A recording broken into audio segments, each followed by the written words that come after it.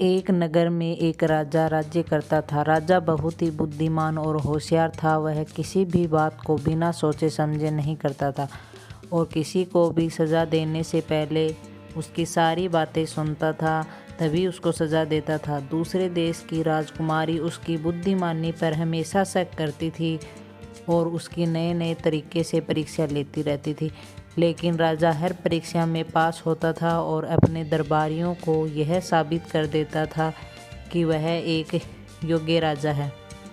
एक दिन राजकुमारी राजा की बुद्धिमानी की परीक्षा लेने के लिए आई। उसने तो अपने दोनों हाथों में फूलों की माला ली।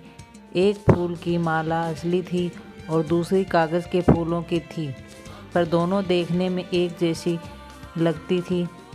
उन्हें कोई भी देखकर यह नहीं बता सकता था कि यह नकली फूलों की माला है और यह असली। राजकुमारी राजा के पास आई और बोली, बताओ राजा, इसमें से असली फूलों की माला कौन सी है? राजा के दरबार में बैठे सारे दरबारी देखकर हैरान थे। उन्हें समझ नहीं आ रहा था कि कौन सी फूलों की माला असली है।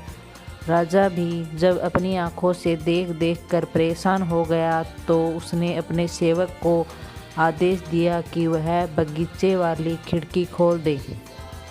जब सेवक ने बगीचे की खिड़की खोल दी तो बगीचे में मधुमक्खियाँ असली फूलों की माला की तरफ आने लगी और राजा ने बता दिया कि यह असली फूलों की माला है।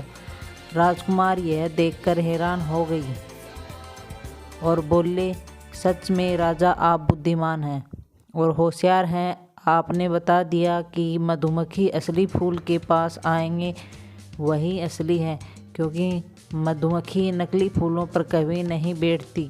राजा के दरबार में बैठे सारे दरबारी राजा की बुद्धिमानी की प्रशंसा करने लगे और सब कहने लगे, हमें भी राजा की तरह चतुर और बुद्धिमान होना चाहिए।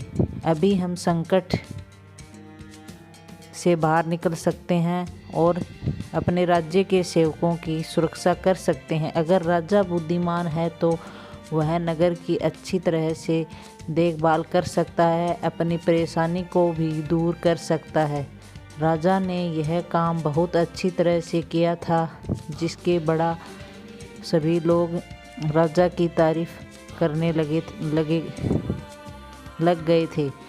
अगर आपको यह कहानी पसंद आई तो शेयर ज़रूर